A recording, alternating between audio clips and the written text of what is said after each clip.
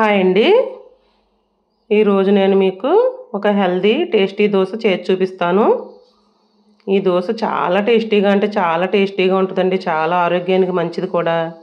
దీనికి నేను ముందుగా ఒక కప్పు మినపప్పు తీసుకున్నానండి. పొట్టు మినపప్పు గ్లాసుల్లో అయితే ఒక గ్లాసు కప్పు ఒకటేనండి.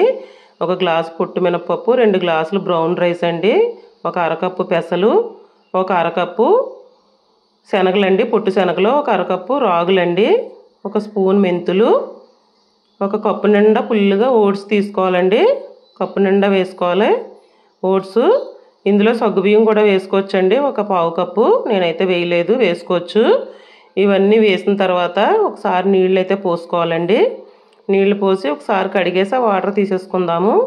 ఇదిగోండి, తీసుకున్న తర్వాత మళ్ళీ ఇవన్నీ ములిగేలాగా వాటర్ పోసుకుందాము. దీంట్లో నేను ఒక కప్పు మినపప్పు, సోళ్ళు, రాగులు, పెసలు, శనగలు, ఓట్స్ వేసుకున్నానండి, మెంతులు. ఇవన్నీ వేసి ఒకసారి కడిగేసిన తర్వాత నీళ్లు పోసి నానబెట్టుకున్నానండి. ఇదిగోండి, సాయంత్రానికి అయితే ఈ విధంగా మార్నింగ్ నానబెట్టుకుంటే సాయంత్రానికల్లా ఈవినింగ్ కల్లా ఇలా నానియండి. నానిన తర్వాత ఒకసారి ఇలాగా ఈ నురగను చూసారా, ఈ నురగంతా కొంచెం మనం ఒకసారి ఇలా కలిపిన తర్వాత నురగంతా పోయేలాగా నీళ్ళు వంచేసుకుందాము. వంచేసుకున్న తర్వాత మళ్ళీ మనం 2-3 సార్లు వాటర్ అయితే పోసి శుభ్రంగా కడగాలండి. పొట్టు అయితే మినపప్పులో పొట్టు అసలు పోకూడదండి, పొట్టుతోనే మనం రుబ్బేసుకోవచ్చు. ఇదిగోండి, ఈ విధంగా నేను రుబ్బాను. మన్నాడికి ఎలా అయింది చూసారా, ఇలా పొంగింది పిండి. ఇలాగ ఒకసారి కలిపండి. మనం టేస్ట్కి సరిపడా సాల్ట్ అయితే వేయాలి. స్పూన్ సాల్ట్ అయితే పట్టిందండి. దీంట్లో మనం వాటర్ చూసుకుని వేసుకోవాలండి. ఒక గ్లాస్ వాటర్ అయితే పడతాయి పలసగా కలపడానికి. వాటర్ వేసానండి, ఒక గ్లాస్ వాటర్ వేసాను. ఇది చాలా మంచిదండి దోశ ఆరోగ్యానికి. చూసారా, ఈ విధంగా కలిపిన తర్వాత మనం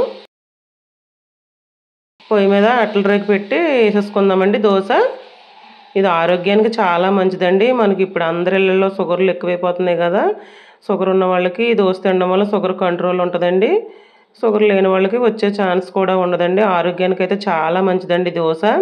ఇది మామూలు దోశ కన్నా ఈ దోశ చాలా టేస్టీగా ఉంటుందండి. నేను ఇది వేయడం మొదలుపెట్టిన కాడి నుంచి మామూలు దోశ మానేసి ఇదే వేస్తున్నానండి. అంత టేస్టీగా ఉంటుంది, అంత ఆరోగ్యానికి కూడా మంచిదండి.